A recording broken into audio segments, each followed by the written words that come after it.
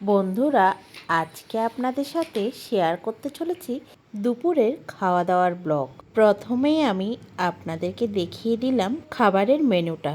সবার প্রথমে দিল চিকেন শাসলিক, তার সাথে দিল শসা, গাজর, পেঁয়াজ। চিকেন শাসলিকটা গরম গরম খেতে খুবই ভালো লেগেছিল, তার সাথে শসা।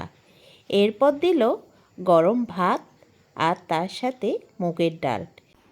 এরপর দিল ফ্রেঞ্চ ফ্রাই।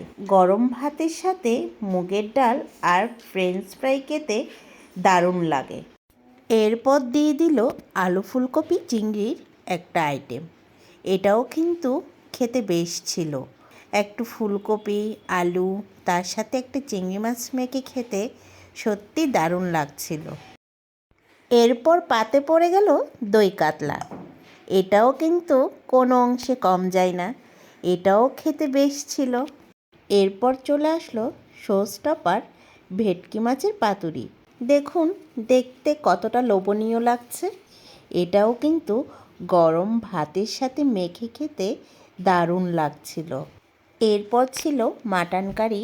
গরম ভাতের সাথে গরম গরম মাটন কারি খেতে অসাধারণ লাগছিল। আর মাটন তো সবসময় আমার খুব ফেভারিট।